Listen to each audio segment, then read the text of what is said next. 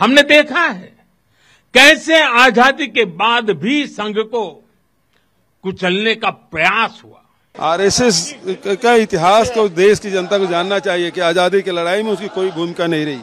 বৃহস্পতিবার বিজয়া দশমীতে রাষ্ট্রীয় স্বয়ংসেবক সংঘের প্রতিষ্ঠার 100 বছর পূর্তি হচ্ছে। তার আগের দিন স্বাধীনতা পূর্ব ও স্বাধীনোত্তর ভারতে রাষ্ট্র গঠন থেকে শুরু করে দেশ সেবায় আরএসএস এর ভূমিকার কথা তুলে ধরলেন নরেন্দ্র মোদী। একই সঙ্গে অতীতে আরএসএস কে শেষ করে দেওয়ার একাধিক চেষ্টা হয়েছে বলেও অভিযোগ করলেন প্রধানমন্ত্রী। आजादी की लड़ाई के समय देखें 1942 में अंग्रेजों के खिलाफ आंदोलन हुआ तो उसमें अनेक स्वयंसेवकों को अंग्रेजों के भीषण अत्याचार का सामना करना पड़ा।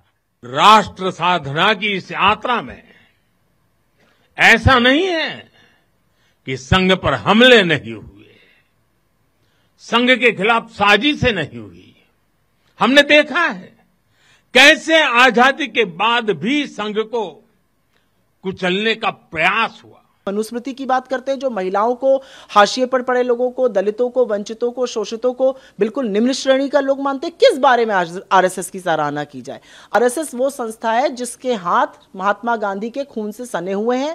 आरएसएस वो संस्था है जिसको इस देश के प्रथम गृह मंत्री सरदार पटेल ने बैन किया था और यह कहकर बैन किया था कि उनकी भूमिका है महात्मा गांधी की हत्या में। 1925 সালে বিজয়া দশমীর দিন মহারাষ্ট্রের নাগপুরে রাষ্ট্রীয় স্বয়ংসেবক সংঘের প্রতিষ্ঠা করেন কেশব বলিরাম হেগড়েওয়ার। বৃহস্পতিবারই যার শতবর্ষ পূরণ হচ্ছে, যাকে সামনে রেখে সারা দেশে একগুচ্ছ কর্মসূচি নিয়েছে আরএসএস।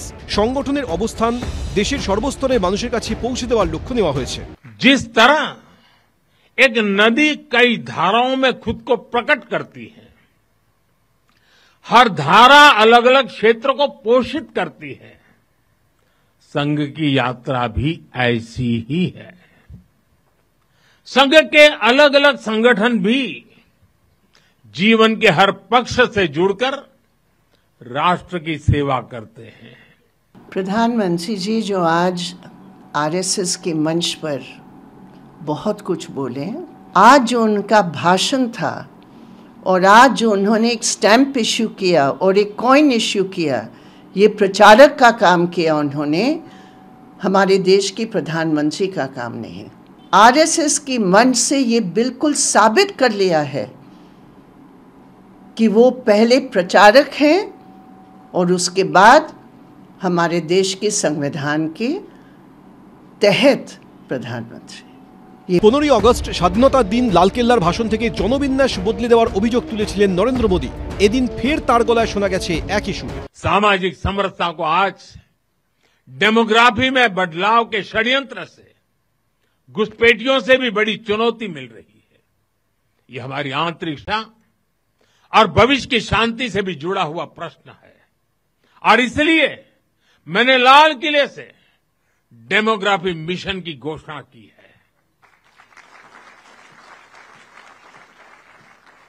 हमें इस चुनौती से सतर्क रहना है, इसका डटकर मुकाबला करना है। এদিন দিল্লিতে আরএসএস প্রতিষ্ঠার শতবর্ষের অনুষ্ঠানে স্মারক ডাকটিকিট ও কয়েন প্রকাশ করেন প্রধানমন্ত্রী। এবিপি আনন্দ। পুজোর মধ্যেই পুজোর উপহার। বাংলার ঘরে ঘরে যখন নবমী নিশির বিষণ্ণতা, তখনই কেন্দ্রীয় সরকারি কর্মী এবং পেনশনভোগীদের জন্য এলো খুশির খবর। ফের ডিএ বৃদ্ধি করল কেন্দ্রীয় সরকার। আরও 3% ডিএ এবং ডিআর বৃদ্ধিতে শিলমোহর দিল কেন্দ্রীয় মন্ত্রিসভা। দেবীপক্ষের শুরুতেই বড়সড় রদবদল এসেছে জিএসটি কাঠামো।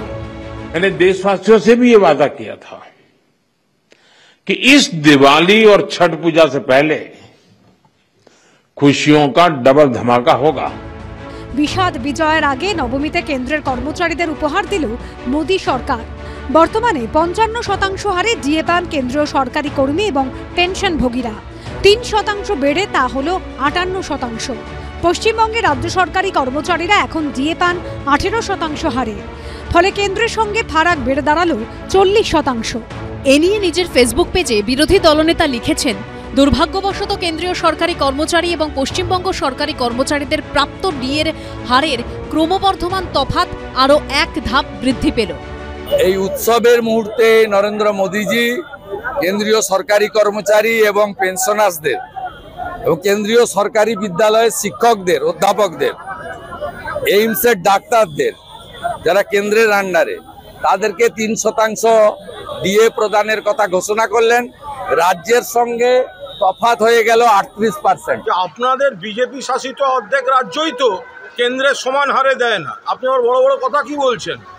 এরকমও তো বক্তব্য আছে যে আমাদের এখানে তো পেনশনও পায়, বহু রাজ্যে তো পেনশনও পান না। কেন্দ্রীয় সরকার বাংলার 1,95,000 কোটি টাকা আটকে রেখেছে, তো সেগুলো না দিয়ে আপনারা এই সমান এত তফাৎ এই কথাগুলো বলতে আপনাদের লজ্জা করছে না?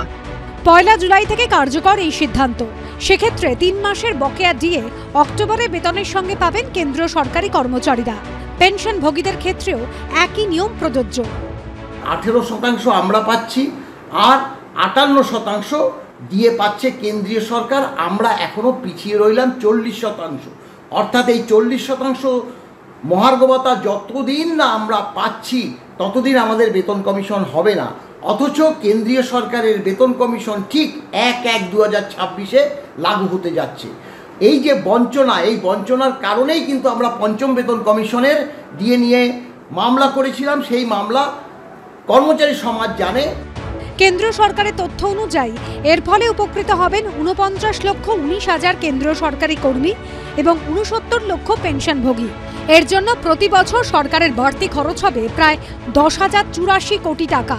পুজোর মরশুমে 3% ডিএ এবং ডিআর বাড়ানোর কথা ঘোষণা করেছে ত্রিপুরার বিজেপি শাসিত মানিক সাহার সরকারও, যা কার্যকর হলো নবমীর দিন থেকে। বুধবার থেকে 36% হারে ডিএ পাবেন ত্রিপুরার রাজ্য সরকারি কর্মচারীরা। দীপক ঘোষ ও বিশ্বজিৎ দাসের রিপোর্ট, এবিপি আনন্দ।